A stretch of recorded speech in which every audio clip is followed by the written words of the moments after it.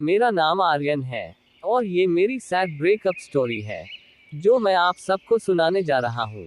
मैं देखने में ज्यादा हैंडसम तो नहीं, लेकिन एक लड़की थी जिसका नाम आरुषि था, जिससे मैं बहुत प्यार करता था और शायद वो भी मुझसे प्यार करती थी। शायद ये बात है सितंबर 2018 की, वक्त की जब मेरी और आरुषि की बातें बहुत कम होने लगी थी। मैंने आरुषि को कई बार पूछा था कि आजकल क्यों तुम मुझसे बात कम करती हो, कोई प्रॉब्लम है क्या, कोई परेशान कर रहा है। लेकिन आरुषि ने मुझे कुछ नहीं बताया।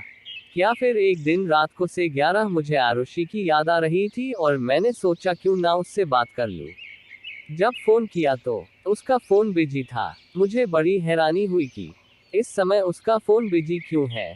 मैंने 2-3 बार ट्राई किया, लेकिन फिर भी बिजी था। थोड़ी देर बाद आरुषि का फोन आ गया और उसने कहा कि मेरी फ्रेंड नेहा का फोन था और वो कल की कॉलेज असाइनमेंट के बारे में पूछ रही थी। मुझे थोड़ा शक हो चुका था कि आरुषि किसी और से बात कर रही थी। इसी तरह एक महीना बीत गया और उस एक महीने में आरुषि मुझसे बहुत कम बातें करने लगी थी। ये बात अब मुझे खटकने लगी थी।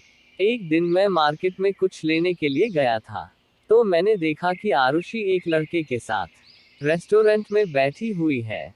मेरा शक यकीन में बदल गया, लेकिन मैंने उस समय आरुषि को कुछ नहीं कहा। मैंने वहां से चुपके से निकल गया। घर आकर मैंने बहुत सोचा कि कहीं ये मेरा प्यार एक तरफा तो नहीं। मैं बहुत उदास था, क्योंकि उस दिन मैं बहुत अकेला महसूस कर रहा था। अगले ही दिन मैंने आरुषि को फोन किया और उससे मिलने के लिए बुलाया। मैं अंदर ही अंदर जानता था कि ये शायद मेरी आरुषि के साथ आखिरी मुलाकात होगी। उस दिन मैं बहुत इमोशनल था। मैं आरुषि का हाथ पकड़ा और मैंने वो कहा जो मैंने कभी सोचा भी नहीं था। मैंने आरुषि को कहा, आरुषि, मैंने तुम्हें बहुत प्यार किया था। मेरा वक्त, मेरा दिल, मेरी फीलिंग सब तुम्हारे लिए थी। लेकिन तुम शायद बदल गई हो, और इसमें कोई बुराई नहीं। वक्त के साथ हर इंसान बदल जाता है, लेकिन कम से कम मुझसे एक बार बात तो करके देखी होती।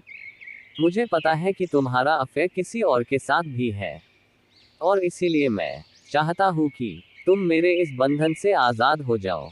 मैं नहीं चाहता कि तुम मेरा दिल टूटने के डर से मुझे कुछ ना कह पाओ। इसीलिए आज मैं तुमसे कहने आया हूँ।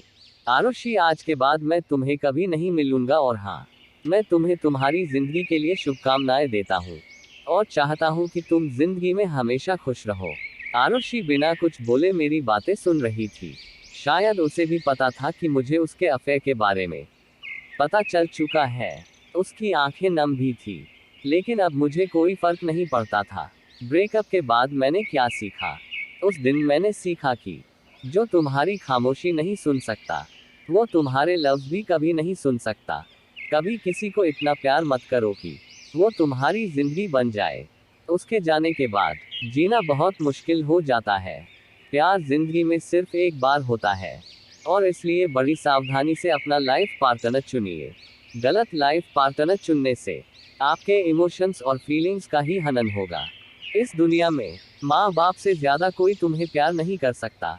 वो चाहे तुम्हें डांटते हो, लेकिन हमेशा तुम्हारा भला ही चाहते हैं। कभी किसी के साथ टाइम पास के लिए अफेयर मत करो।